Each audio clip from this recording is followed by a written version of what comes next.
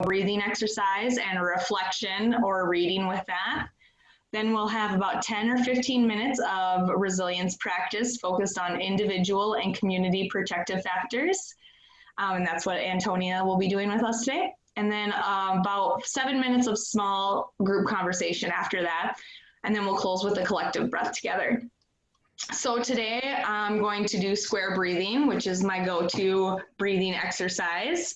So we basically draw a square in front of us. On the way up, we breathe in, hold it for going across, breathe out, and hold it. And now let's do it together.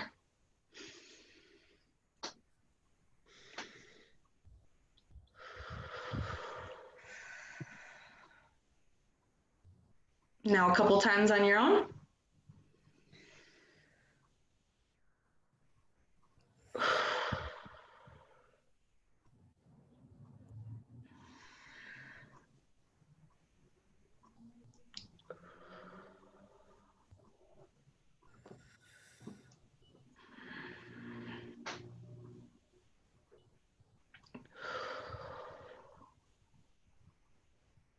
All right, thank you.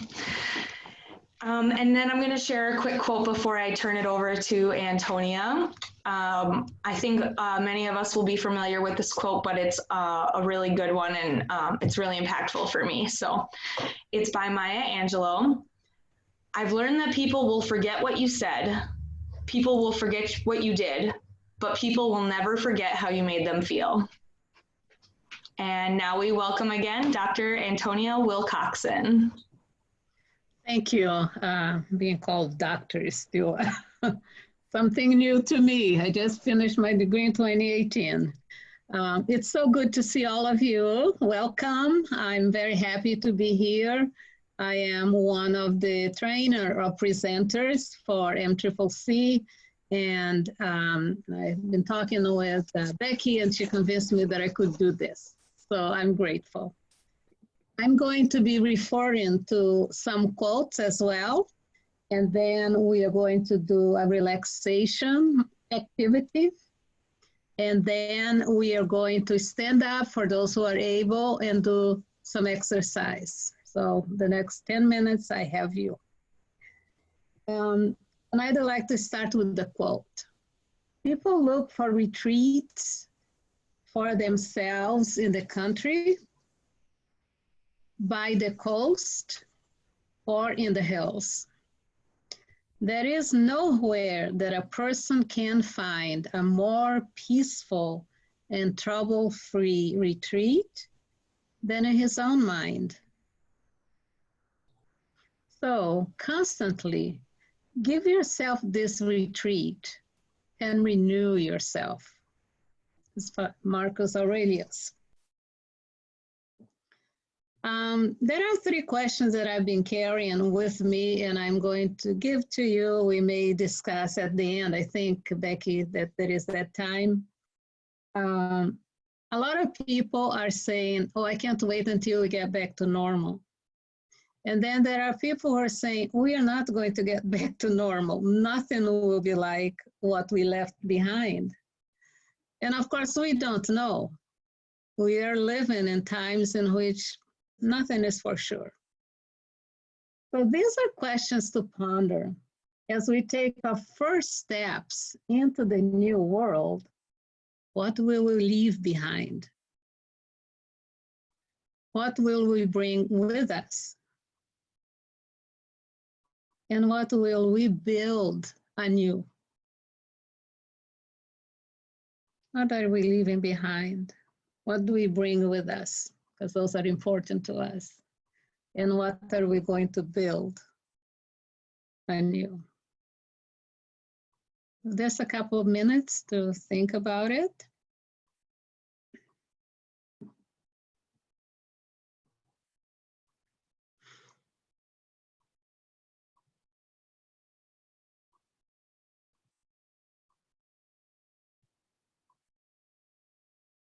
Thank you.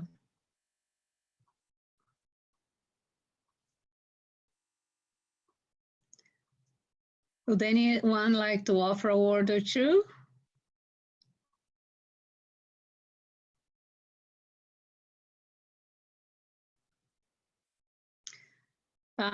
I can start my work around disparities reduction and equity. What will we leave behind? I worked for 15 years for the Department of Human Services, and most of my work was leading an equity initiative. So I hope we can leave behind the disparities. We know that in these very trying times, and it's no surprise, that the people who have been experiencing inequities the most are the ones most negatively impacted. And it's not surprising because of the places where they live, places where they work. So we look at the so-called social determinants of health, and there we find them. So when the newspaper are saying that we have this many people in the African-American community impacted, as many people in the indigenous community, for many of us already work in that field, that's no surprise. It's tragic, and we wish that we didn't. So my hope for this new world is that we don't have to talk about inequities. We don't have to talk about disparities, because equity is assured to everyone. What will we bring with us? I want to bring with me all the people that I have worked in partnership with, all of the great ideas we've built together, and what we'll build anew. Well, I'll ask my new partners and co-create something. So that's my piece. And I'm watching for time. I think we're going to be fine with time with such a small group. I don't think we'll need to break out of the groups at the end. So if you want to weave conversation throughout, that's totally fine. Great. This is Sarah. I hope everyone can hear me. Yeah, we can see you and we can hear you, great. Sarah. So for me, I think I take more of a personal approach with what I leave behind, I'd say, is that feeling of, I don't want to say resilience, but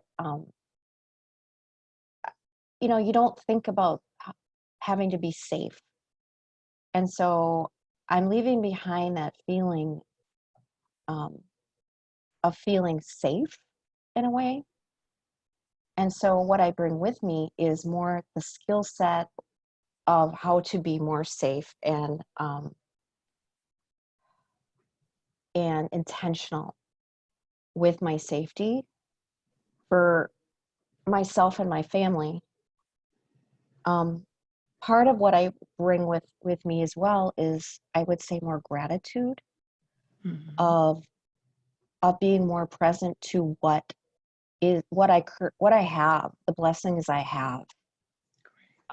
A lot of times when you're in your kind of normal everyday life, you're not as present. You just are on automatic, and you're not as present to these things. And so I think I will bring that with me. Be more grateful for what I do have and who I have in my life. And what will we build new? I think I'm going to be looking at things through a new lens.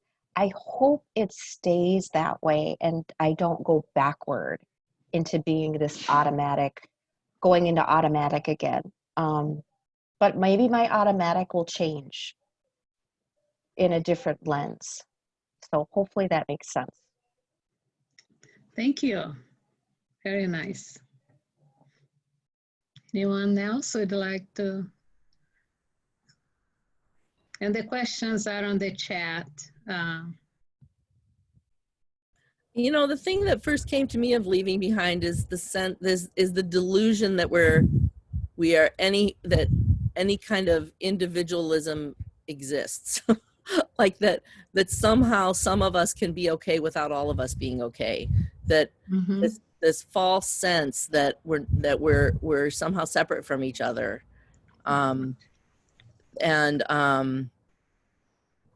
So I hope that we leave that behind, and I hope that that helps us build what you're talking about, Antonia, in terms of a more equitable, caring world. The real, if we really understand and believe how much all of our well-being is connected to the well-being of one another, how how does that change what we make and how we function and how we interact with one another and how our systems exist? And I mean, it's certainly breaking, temporarily at least, some of our systems, and maybe we can leave behind some of the things that those systems keep recreating by making something new. I love your question. Love the questions. Thank you. Thank you. It's not mine. Anyone else?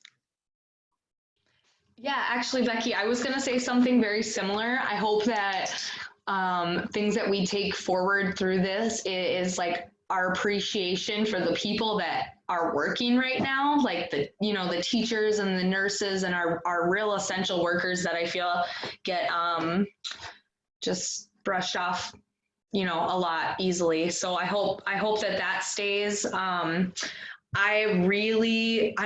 haven't really sat with it, but I'm really nervous about the disparities that are going to be happening after this goes back to normal, not normal, whatever. But yeah, I get really nervous when I start to think about it. And 6 months from now, a year from now, what are the disparities between, the haves and the have-nots? What is that going to look like? And I'm really scared. I think about the kids that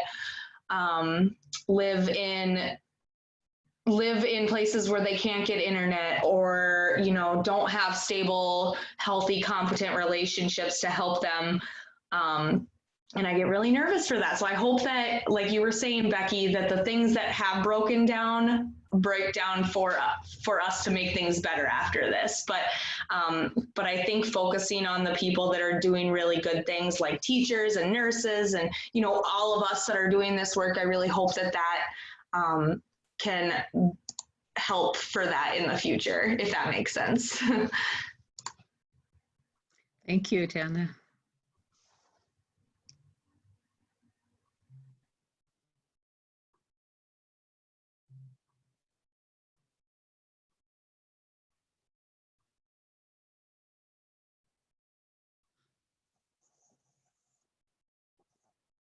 All right. We're going to move to an exercise that comes out of the Minnesota Peace Building Leadership Institute, and it's called the STAR Stretch. If that is something that you already know and you're familiar with, forgive me, but just go with the flow, so to speak, okay? So if you are able, please stand up. Let's see how I can. Yeah. I don't have a box here to put it at the same level. Standing up. Your arms are at your sides.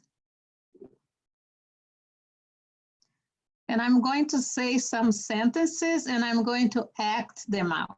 So if you'd please follow me. Light of life.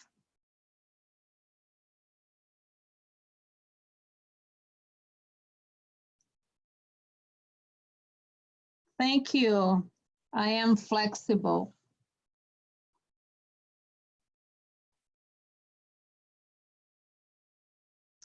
And resilient.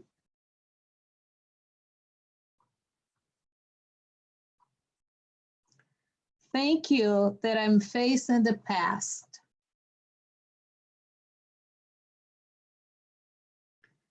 And letting go of all that I need not carry.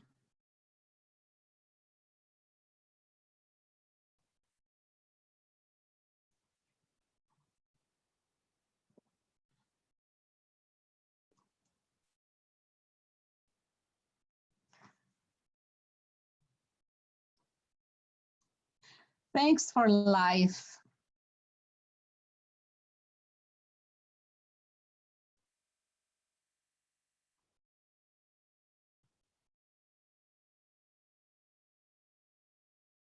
Deep breath.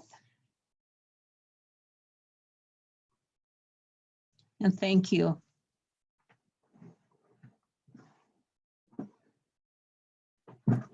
Antonia, could we, I don't know if you have another thing you want to do, but could we do that one more time? Yeah, of course. Just to yeah, that'd be great. Thank you. Yeah. We're standing up with our arms at our sides. And then we are reaching with our hands and arms overhead. Light of life. Thank you that I am flexible.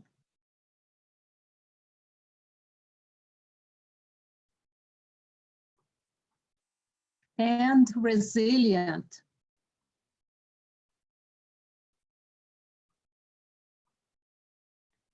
Thank you that I am facing the past.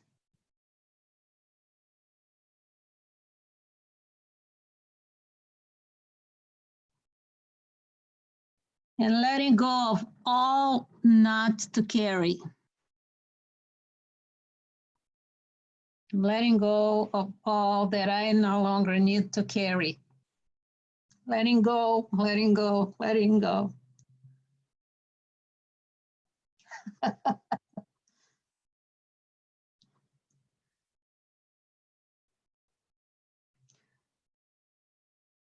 Thanks for life.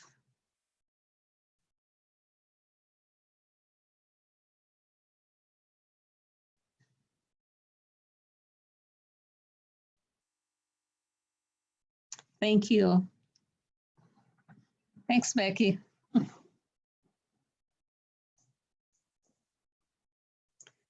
I have the handouts of what I have read to you, so I can certainly send it to Jenna. And if you are interested, you can have a copy of it. It's a nice thing to do, especially the star stretch. It was a lot of fun when I remember doing it for the first time. Mm-hmm. We can put it up on the web page with today's practice. Wonderful. Do I have a couple more minutes? Okay. I just ran into this morning and I made a print of it. You are probably familiar with Rumi, the Iranian poet. And this one is entitled The Guest House. This being human is a guest house. Every morning a new arrival, a joy, a depression, a meanness. Some momentary awareness comes as an unexpected visitor. Welcome and entertain them all, even if they are a crowd of sorrows who violently sweep your house empty of its furniture. Still, treat each guest honorably. He may be clearing you out for some new delight. The dark thought, the shame, the malice, meet them at the door, laughing, and invite them in. Be grateful for whatever comes, because each has been sent as a guide from beyond. That's by Rumi. It's another one I need to send to you. I've actually heard that one before, just once before. So I'm happy to hear it again, and I really liked it, so I'm glad to hear it again. So thank you. Oh, good. I had never heard it, and I really like what he writes. Yeah, yes. So good. So Becky, are you thinking we would go into small groups today or no? Probably not. Yeah, I think let's just talk among ourselves. I'm actually going to pause the recording now.